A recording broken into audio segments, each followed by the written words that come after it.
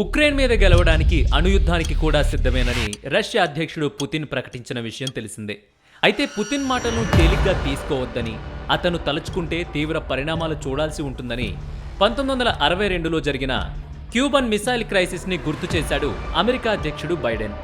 అసలు Cuban missile crisis అంటే ఏంటి? జో బైడెన్ అప్పుడెప్పుడో 1962లో జరిగిన క్యూబన్ మిసైల్ క్రైసిస్ గురించి ఎందుకు లేవనెత్తారు?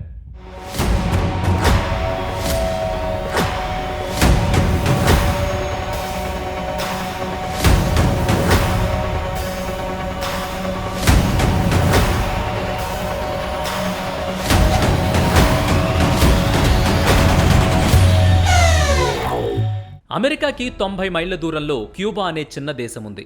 అది అమెరికా కంట్రోల్లో ఉండేది. అక్కడి ప్రజలను అమెరికా ప్రభుత్వం అణచివేసి వారి ద్వారా వచ్చిన ఆదాయాన్ని తీసుకునేది. క్యూబా అధ్యక్షుడు బాటిస్టా కూడా లంచం తీసుకుని అమెరికాకు సపోర్ట్ చేసేవాడు. ఇక 1956, 1959 మధ్యలో ఫిడెల్ కాస్ట్రో, చెగువేరా, అతని తమ్ముడు రూయల్ బాటిస్టా ప్రభుత్వం మీద పోరాడి విజయం సాధించారు. కాస్ట్రో తనకు తానే క్యూబాకి అధ్యక్షుడిగా నియమించుకున్నాడు. క్యూబా క్రమంగా అమెరికాతో సంబంధాలు తెంచుకుంది, కానీ ఆర్థికంగా క్షీణించింది. దానివల్ల అమెరికాకు వ్యతిరేకంగా ఉండే యుఎస్ఎస్ఆర్తో స్నేహం చేసింది.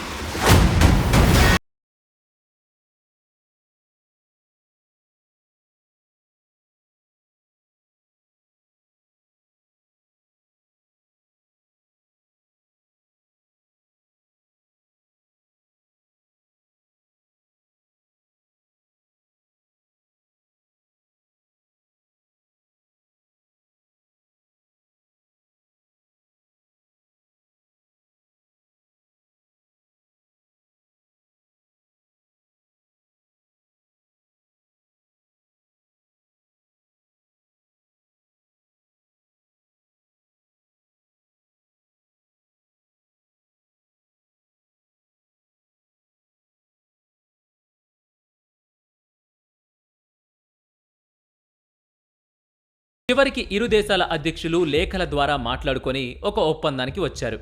అమెరికా టర్కీలో ఉన్న తన మిసైల్స్ని తొలగించి క్యూబాని ఎప్పటికీ ఆక్రమించుకోమని బహిరంగంగా ప్రకటిస్తే, క్యూబాలో ఉన్న మిసైల్స్ తొలగిస్తామని యుఎస్ఎస్ఆర్ ప్రకటించింది. ఇక రెండు దేశాలు తగ్గి ఆ ఒప్పందంలో అనుకున్నట్టే చేశాయి. ఒకవేళ అలా కాకుండా అప్పుడు ఒకరి మీద ఒకరు గెలవాలనుకుంటే ఖచ్చితంగా అణ్వాయుధాల ప్రయోగం జరిగి ఉండేది. ఈ చర్చలు ఫలించిన తర్వాత ఇక ఎప్పుడూ అణుయుద్ధాలు చెయ్యమని రెండు అగ్రరాజ్యాలు న్యూక్లియర్ టెస్ట్ ట్రీటీ మీద సంతకం చేశాయి. కానీ ఇప్పుడు మళ్లీ పుతిన్ అణుయుద్ధానికి సన్నద్ధమవుతున్నారు. 1962లోనే అణుయుద్ధాల పరిణామాలను అంచనా వేసి దాన్ని అడ్డుకుంది యుఎస్. కానీ ఇది 2022. అత్యాధునిక టెక్నాలజీ ఉంది. Nuclear war, bio war, chemical war, ఇలా చాలా వార్స్ ఉన్నాయి. మరి ఇప్పుడు వాటిని తట్టుకునే శక్తి ఈ ప్రపంచం